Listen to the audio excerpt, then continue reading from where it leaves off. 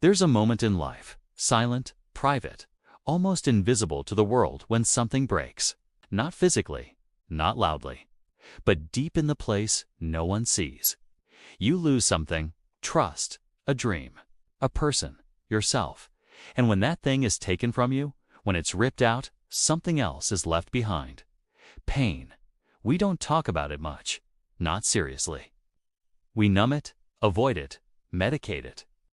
We pretend it's just an inconvenience, a flaw in the code of life. But Nietzsche didn't see it that way. No, he saw pain as a threshold, not an obstacle, not a punishment, a gateway. What does not kill me makes me stronger.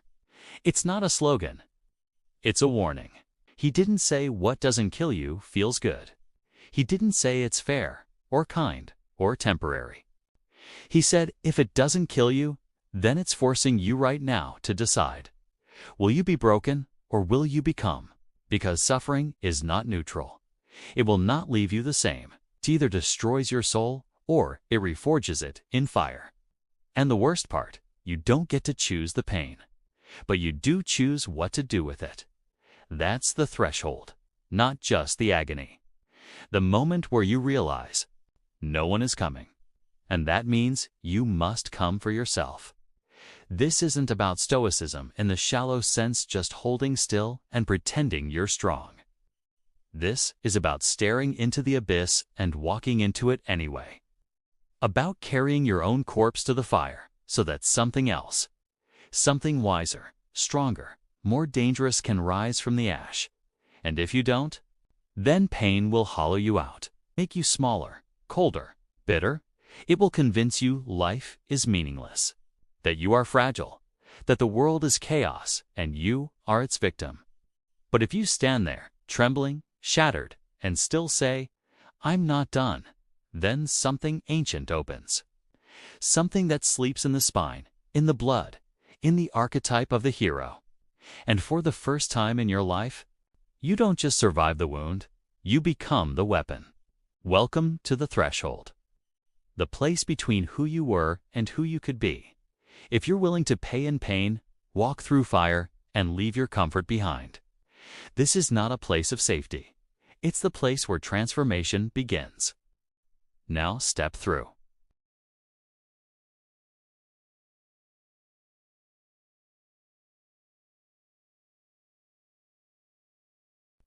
There's an ancient idea that echoes across time. The wound is the place where the light enters. You.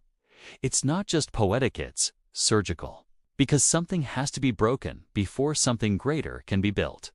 Not because pain is noble in itself, but because it opens what was closed. Think about it. You were sleepwalking through life, comfortable, numb. Avoiding the hard truths, negotiating with mediocrity, distracted by dopamine and triviality. Then it hit. The betrayal, the loss, the diagnosis, the failure. And suddenly, the mask cracked. The world stopped pretending to protect you. Now you're alone with the pain, and it feels like a curse. But here's the paradox that modern people miss. Pain is the alarm that wakes the soul. It forces you to feel, to face the parts of yourself you've ignored, to ask the terrifying questions. Who am I really? What do I stand on? What do I believe when everything else is stripped away? You don't get those answers from comfort. Comfort keeps you as you are, but pain? Pain pushes you to become what you must be. This is why mythology is filled with wounded heroes. Achilles, pierced in his heel. Prometheus, chained and torn. Christ, crowned with thorns. They are not destroyed by their wounds. They are initiated by them. The same applies to you. Your wound is not a disqualification.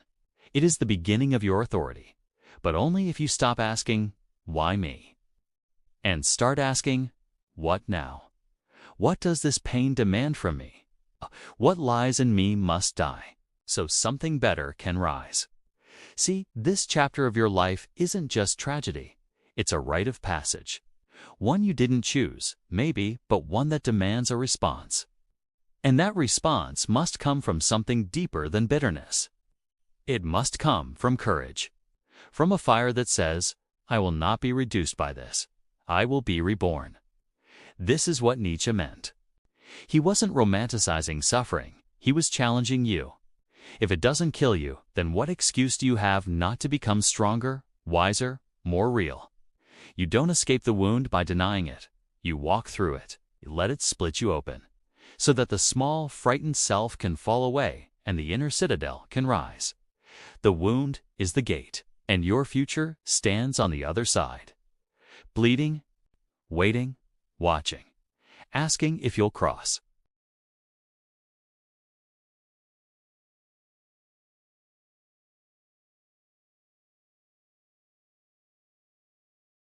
Pain is not just a wound. It is a furnace. It doesn't just mark you, it refines you if you let it. But here's the truth no one wants to hear. The fire doesn't care who you are. It only burns what is false.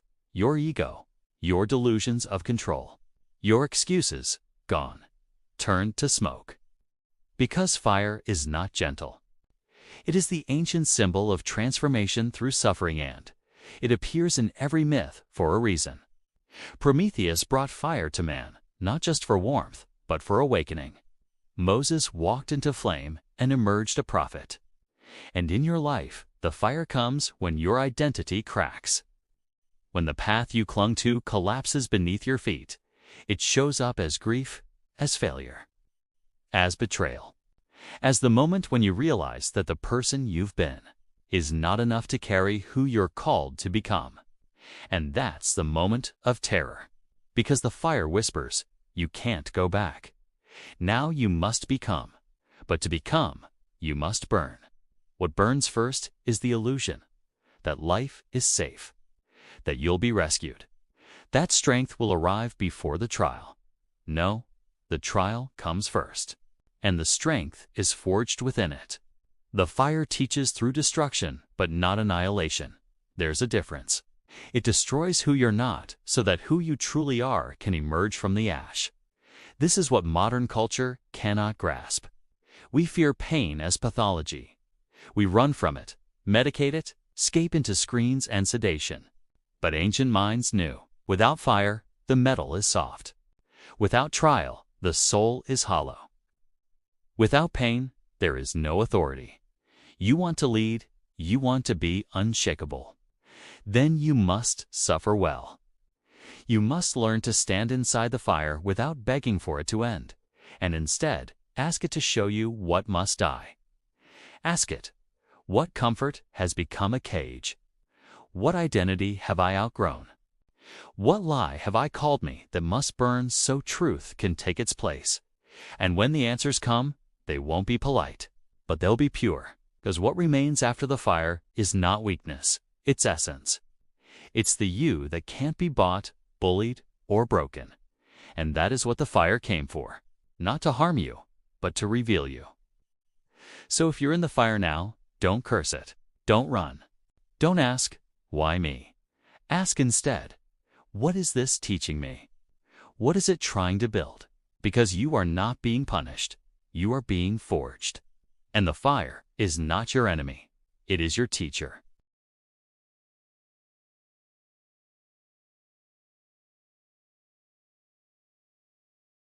There's a seductive story we tell ourselves when life wounds us, a comforting lie whispered in the dark. I am the victim. I didn't choose this. I shouldn't have to carry this. But here's the brutal truth. The myth of the victim will devour you. Because once you adopt it, you give up your agency. You forfeit your ability to shape the pain. And you become spiritually a prisoner, begging for someone else to rescue you. Let me be clear. There are victims. There is injustice.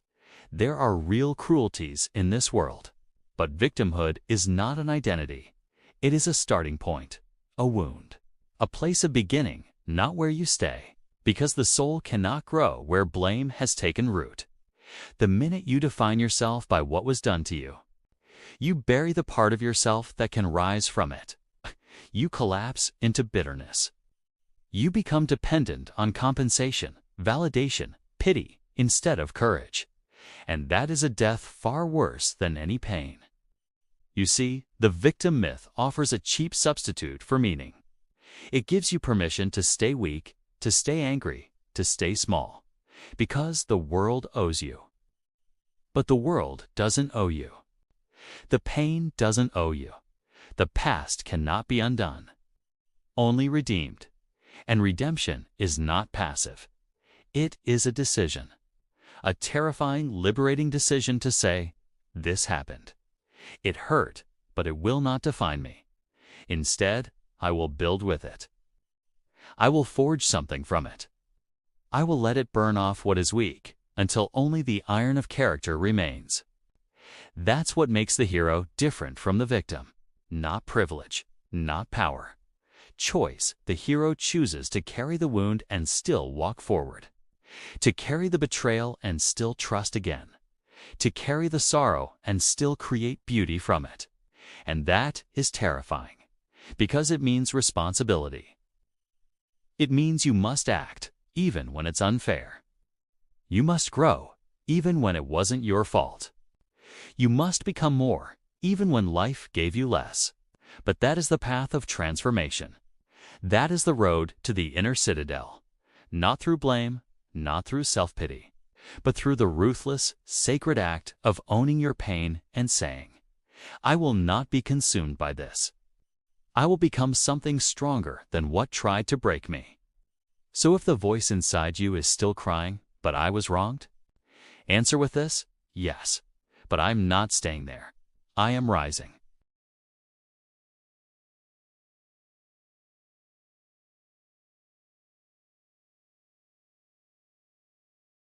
There's a kind of suffering that shatters you, and there's a kind that transforms you. The difference, whether you choose it. Life will hit you either way. You will bleed. You will lose. You will face darkness. But if you face it unprepared, you face it resisting, breaks you. Because you're caught off guard, defenseless. But if you walk toward, it ties open, soul anchored. If you take on the burden voluntarily, it becomes fuel. This is one of the deepest truths in human psychology. The moment you stop avoiding the weight of life, you start building the muscle that can carry it. You grow stronger the instant you say, I'll carry this. Not because I have to, but because I choose to. Voluntary suffering is not masochism.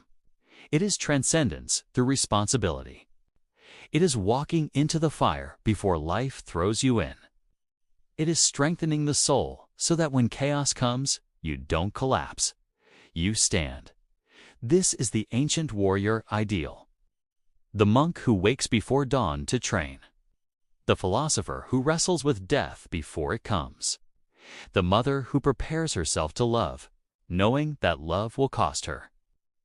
It's all the same pattern. Embrace the burden before it is forced upon you, and you gain the right to be strong.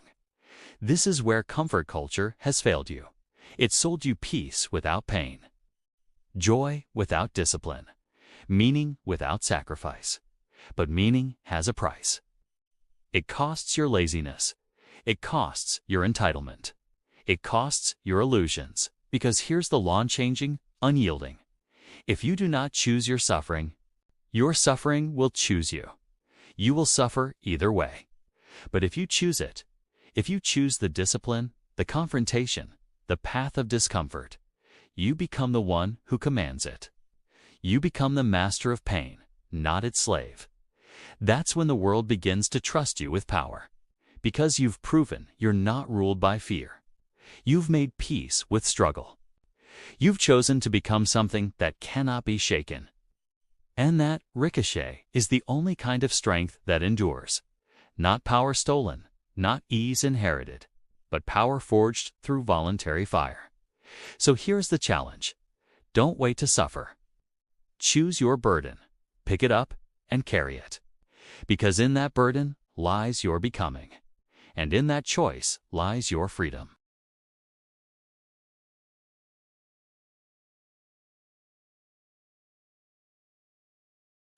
There's a dangerous illusion we all fall into, that once the burden is removed, once the pressure lifts, once life gets easier.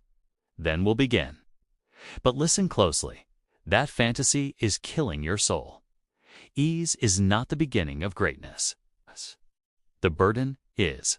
The thing you hate, the responsibility that terrifies you, the cross that feels too heavy to carry, that is your path. Because the burden is not in the way. The burden is the way. We all want to walk forward with clear skies and light hearts. But reality doesn't work like that. Life hands you a weight, and it says, "Now let's see who you really are."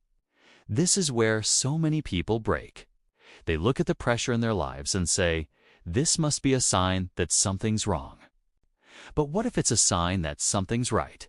That the burden has found you because it's yours to carry. That your soul is ready for a deeper weight. That the ground is calling for a stronger step.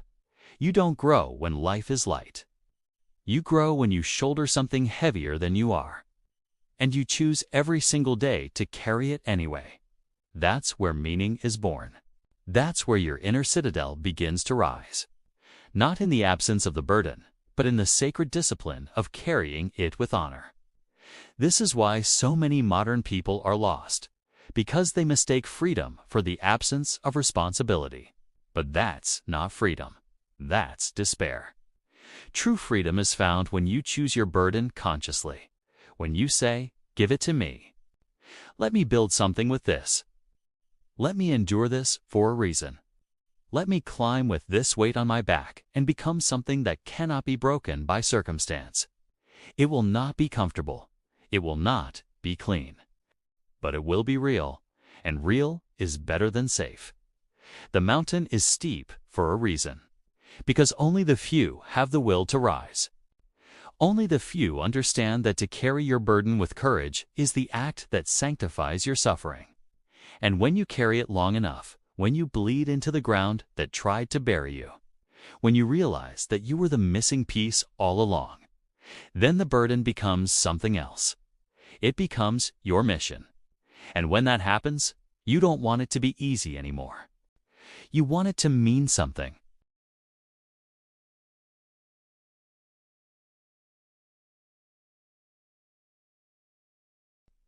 There is a moment after you've suffered long enough, after you've been crushed and rebuilt and scarred and refined, when you finally understand what the suffering was for.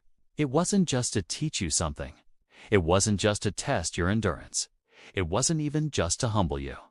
It was to transform you into a creature worthy of the pain. This is the becoming. You don't walk away from suffering the same. You walk away sharpened, carved, defined, less decorative, more dangerous. Not dangerous in a destructive way, but dangerous to weakness, dangerous to cowardice, dangerous to the forces within you that once whispered, "You can't handle this." You've buried that voice now, because you've become the very thing you once lacked. The weapon, the guardian, the fire-forged soul. Most people try to avoid becoming that. They want to stay soft, untouched, insulated. But there is no true safety in avoidance, only in power. And when I say power, I don't mean dominance. I mean the power to hold yourself together when everything's falling apart. The power to say no when the world begs you to drift. The power to carry someone else's pain when they can't anymore. You think that's weakness? No, that's warriorhood. And here's the final truth. The pain that tried to destroy you. It didn't succeed. It made you precise. It made you disciplined. It made you real. It made you ready. You are no longer a passive participant in your own story. You are the architect of your burden. The hammer and the nail. The beast and the boundary.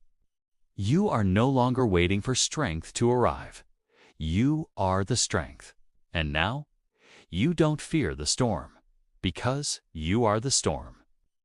So walk into the next chapter of your life with clarity, with steadiness, with the fire that pain lit inside your ribs, and the calm of a man who no longer fears death, 'cause he's already died and returned stronger. This is your final becoming. You are not what hurt you.